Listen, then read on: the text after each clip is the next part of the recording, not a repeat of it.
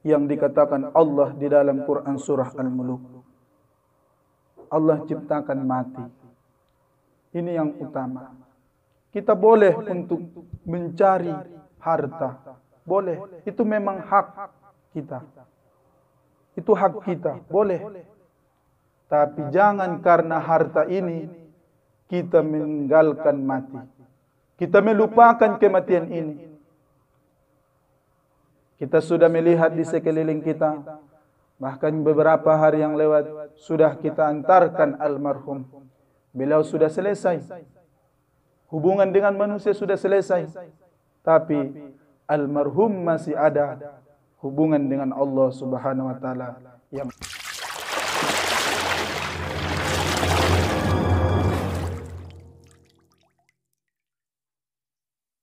Assalamualaikum warahmatullahi wabarakatuh.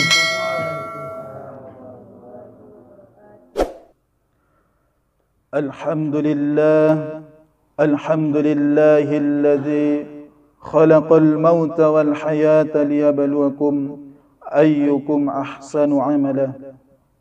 Ashhadu an la ilaha illallah wahdahu la syarika lah. وأشهد أن سيدنا محمدا عبده ورسوله صلى الله عليه وسلم لا نبي بعده. قال الله تعالى في القرآن الكريم: نعوذ بالله من الشيطان الرجيم بسم الله الرحمن الرحيم تبارك الذي بيده الملك وهو على كل شيء قدير الذي خلق الموت والحياة ليبلوكم أيكم أحسن عملا وهو العزيز الحكيم وهو العزيز الغفور. صدق الله وصدق رسول النبي الكريم. رب اشرح لي صدري ويسر لي أمري واحلل عقدة من لساني يفقهوا قولي يفقهوا قولي يفقهوا قولي. Allahumma salli ala Sayyidina Muhammad wa ala ali Sayyidina Muhammad. Pertama sekali, kita tidak lupa selalu bersyukur kepada Allah Subhanahu wa ta'ala. Walaupun dimanapun, apapun keadaan kita, selalu syukur kepada Allah Subhanahu wa ta'ala. Walaupun pada malam hari ini, kita berada di rumah duka, tetap kita bersyukur kepada Allah Subhanahu wa taala.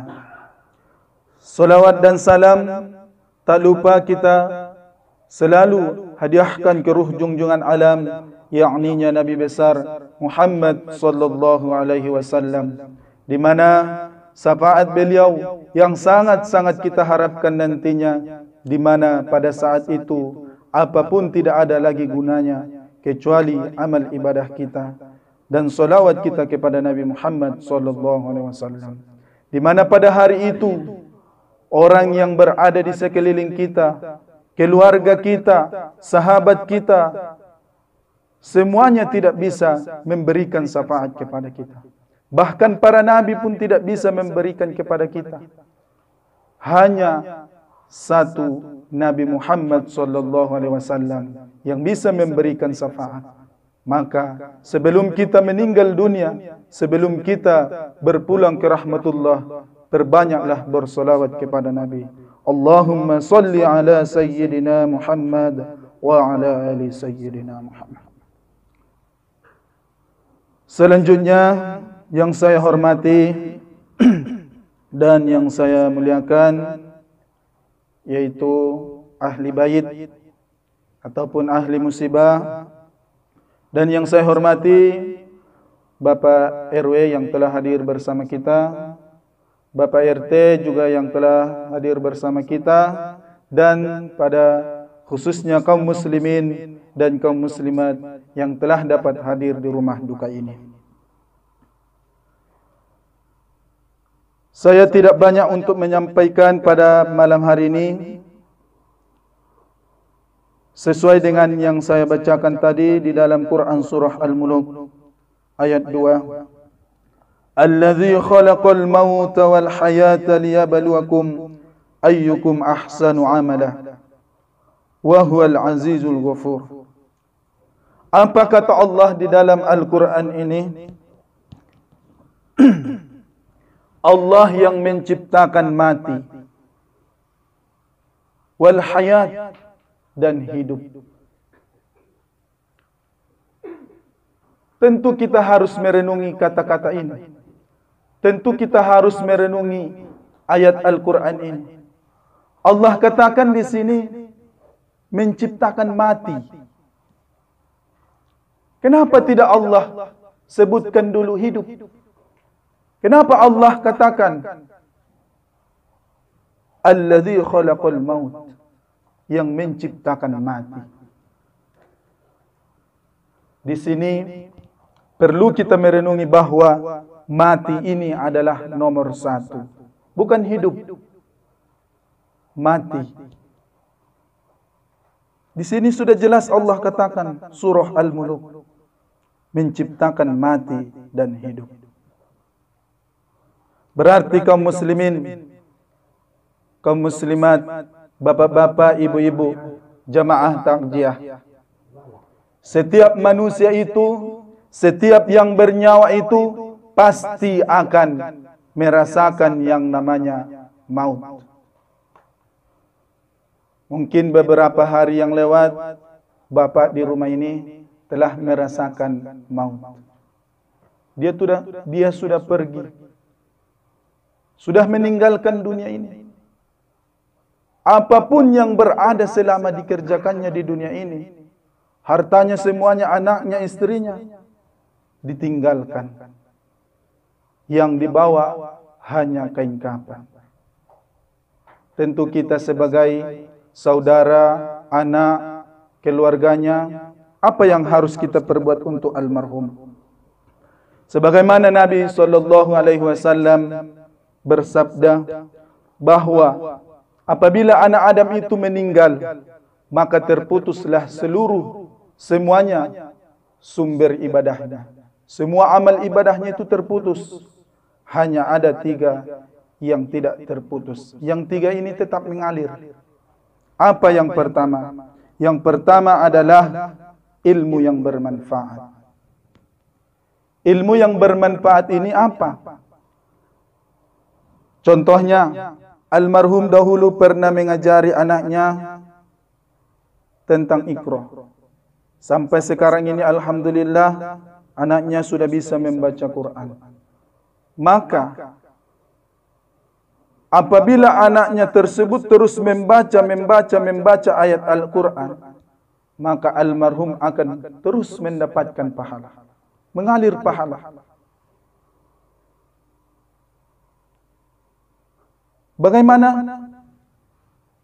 Almarhum dahulu pernah mengajari anaknya kepada hal-hal yang baik, memberikan arahan yang baik kepada istrinya, sehingga anak dan istrinya ini menjadi orang yang baik. Maka almarhum akan terus mendapatkan pahala. Untuk itu, bagi anak dan keluarga yang ditinggal, selalulah berbuat kebaikan, dan selalulah membaca Al-Quran, dan selalulah berbuat hal-hal yang baik. Inilah yang diharapkan almarhum. Yang kedua, kata Nabi, setelah ilmu yang bermanfaat adalah sedekah zariyah. Sedekah zariyah ini apa? Bermacam-macam. Ada kita berikan ke masjid 1 sak semen. Apabila masjid ini tetap dipakai, orang banyak solat, kita mendapatkan pahala. Terus mengalir. Setiap orang solat, pahalanya tetap. Yang ketiga adalah anak yang soleh. Almarhum mempunyai 3 orang putri. Betul? Jadi, apa yang dinamakan anak yang soleh? Apakah dia harus laki-laki? Tidak. Yang perempuan juga. Apakah dia harus seorang ustaz, seorang ulama? Tidak. Yang dikatakan anak yang soleh dan soleha itu adalah mereka yang selalu mendoakan kedua orang tuanya setiap solat 5 waktu. Yang 5 waktu ini tidak pernah ditinggalkan. Di dalam solatnya itu, setelah selesai solat dia selalu berdoa supaya orang tuanya itu diampuni. Maka dia adalah digolongkan kepada anak yang soleh, anak yang soleha. Jadi mudah jikalau kita mau. Jadi ini kata Nabi yang pertama tadi, ilmu yang bermanfaat. Yang kedua adalah sedekah jariah. Yang ketiga adalah anak yang soleh. Maka rajin-rajinlah untuk mendoakan almarhum. Itulah yang diharapkan almarhum sampai sekarang ini. Bapak-bapak jamaah takziah untuk kita. Kita adalah tetangga, saudara yang ditinggalkan almarhum. Kita datang ke rumahnya ini pada malam hari ini. Kenapa kita datang? Karena kita bertakziah, ikut berduka cita. Tentunya di sini juga kita harus mengambil hikmah atas kepergian almarhum. Apa hikmahnya? Tadi saya sudah sampaikan di awal bahwa setiap yang hidup, setiap yang bernyawa akan merasakan maut. Tentunya mungkin besok, mungkin nanti malam, atau lusa, atau 1 minggu lagi, kita yang akan dipanggil oleh Allah Subhanahu. Itu tidak menutup kemungkinan, pasti. Al-mautu babun. Mati itu adalah seperti pintu yang besar, di mana setiap manusia itu akan masuk kepada pintu tersebut. Baik ia orang kaya, orang miskin, raja, rakyat biasa, presiden, sampai ke RT, semuanya akan meninggal dunia. Begitu juga kita semua yang berada di sini, yang di dalam rumah, yang di luar rumah, kita akan meninggal dunia. Tapi bagaimana? Apakah kita sudah mempersiapkan diri untuk hal tersebut? Ataukah kita abaikan saja? Kalau mati, matilah. Seperti itu. Tidak.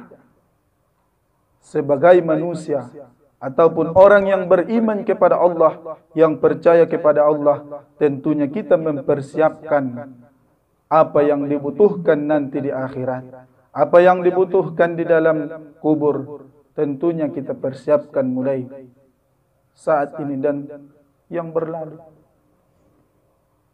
Ada sebuah cerita, kisah, mungkin ini bisa memotivasi kita. Ceritanya ini hal-hal yang biasa. Ada sekelompok, kita perumpamakan saja dengan sekelompok ikan.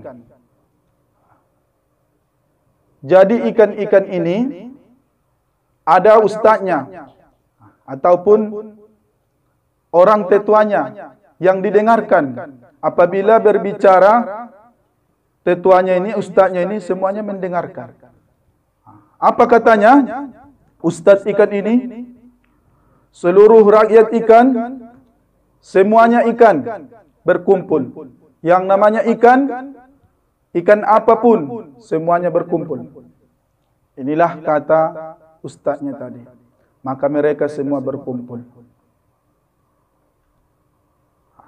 Jadi di sini disampaikan rajanya ini, ustaznya ini, apa katanya? Nanti kalau ada makanan yang ada mata pancing, ini mata pancing. Makanan ini ada mata pancing, itu jangan kalian makan. Ini kata rajanya, kata ustaz. Jangan kalian makan. Jadi mereka yang taat kepada ustaznya itu, yang percaya, mereka tidak mau memakan. Dan ada 1-2 orang yang membantah. Apalah katanya, itu tidak ada itu. Makan saja. Apa kata rajanya tadi? Apabila kalian makan nanti, makanan yang ada mata pancingnya itu, kalian akan dikeluarkan dari air ini. Kalian akan diangkat ke atas. Setelah diangkat, kalian akan dipukul sampai mati. Itu belum selesai. Setelah dipukul, kalian akan dibantai. Seluruh isi perut kalian itu akan dikeluarkan. Itu belum selesai lagi, kata ustaznya, rajanya ini. Dikeluarkan, dipotong-potong. Belum selesai lagi. Setelah dipotong, dimasukkan ke dalam kuali yang mendidih, digoreng, habis. Setelah itu, dikasih cabai, lado, goreng. Ini kata Ustaz. Ada di situ, di antara ikan-ikan yang berkumpul ini tidak percaya. Kenapa dia tidak percaya? Karena dia tidak melihat ke atas. Dia di dalam air. Tidak ada itu, enggak ada. Itu bohong. Sehingga dia memakan. Diangkat yang memancing ini, rupanya betul, dipukul mati sampai digoreng. Jadi apa? Bukan ini untuk kita. Yang perlu kita ketahui di sini adalah, contohnya hari Jumat, khutbah Jumat, contohnya seperti ini, takziah, ada ustaz menyampaikan ceramah, contohnya tabligh akbar, ada Ustaz Abdul Somad, banyak ustaz-ustaz yang kita dengarkan. Apa kata mereka? Semua mereka ini, ustaz-ustaz ini semua sepakat bahwa neraka itu ada.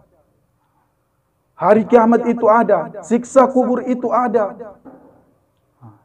Diceritakan sama ustaz ini, wahai bapak-bapak, ibu-ibu, kaum muslimin, kaum muslimat, nanti setelah kita meninggal dunia, kita akan dikuburkan, dimasukkan ke dalam liang lahat, dan datang dua malaikat Munkar dan Nakir. Dia akan bertanya kepada kita, "Man rabbuka?" Siapa Tuhanmu? Apabila kita tidak bisa menjawab ini, kita tidak punya persiapan, amal ibadah kita tidak ada, maka kita akan disiksa oleh malaikat yang dua ini.